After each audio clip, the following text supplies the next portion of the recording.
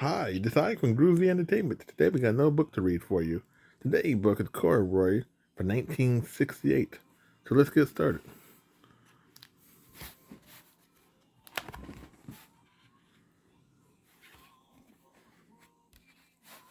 Corduroy is a bear who once lived in the toy department of a big store. Day after day, he waits with all the other animals and doubts for someone to come along and take him home. The store was always filled with shoppers buying all sorts of things, but no one ever seemed to want a small bear in a green overall. Then one morning, a little girl stopped and looked straight into Corduroy's bright eyes. "Oh, Mommy," she said, "look, there's the very bear I always wanted." "Not today, dear," her mother sighed. "I spent too much already. Besides, he doesn't look new. He lost the button to one of his soldier straps."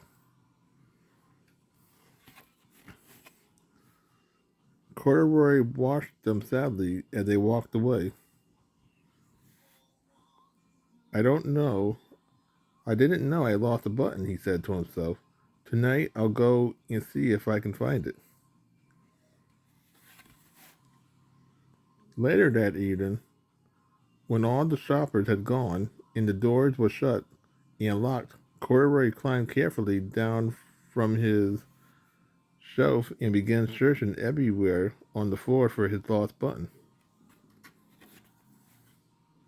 Suddenly, he felt the floor moving under him.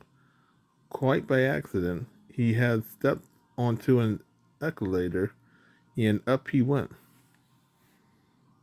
Could this be a mountain? He wondered. "I think I always wanted to climb a mountain." He stepped off the escalator as it reached the next floor, and there before his eyes was the most amazing sight. Tables and chairs and lamps and sofas and rows of beds. "This must be a palace," Corduroy gasped. "I guess I always wanted to live in a palace." He wandered around aimlessly, amidst the furniture. "This must be a bed," he said. "I always wanted to sleep in a bed." And up he climbed onto a large, thick mattress. All at once he saw something small and round. "Why, there's my button!" he cried, and he tried to pull it up, but like all the other buttons on the mattress, it was tied down. He yanked and pulled with both paws until pop. Off came the button, and off the mattress Corduroy toppled, banged into a tall floor lamp. Over it fell with a crash. Corduroy didn't know it, but there was someone else awake in the store. The night watchman was going his rounds on the floor above when he heard the crash. He came dashing down the escalator. "Now, who in the world did that?" he exclaimed. "Someone must be hiding around here." He flashed the light under and over sofas and beds until he came to the biggest bed of all, and there he saw two fuzzy brown ears sticking up from underneath the covers. "Hello," he said. "How did you get upstairs?" The watchman tucked Corduroy under his arms and carried him down the escalator and set him on the shelf in the toy department with the other animals and dolls.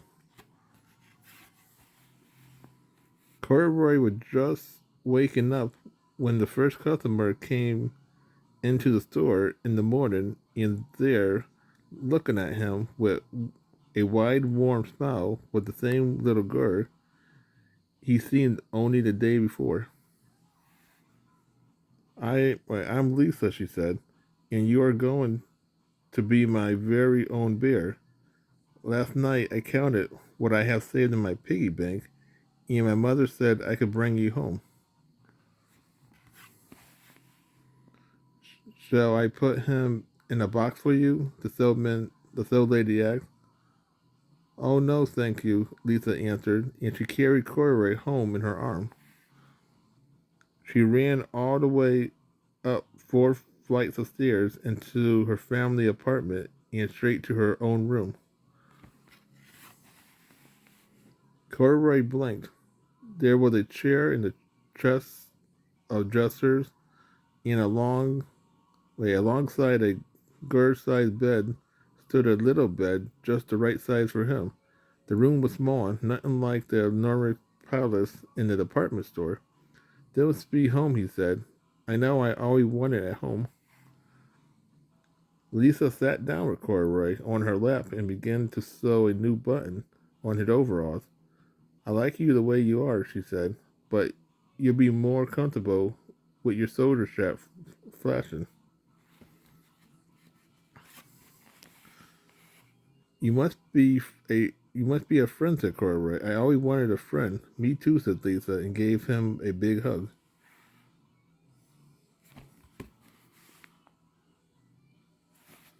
So that was Corduroy from 1968. So if you like, subscribe, share, and comment, and have a groovy day. We have another video coming out real soon.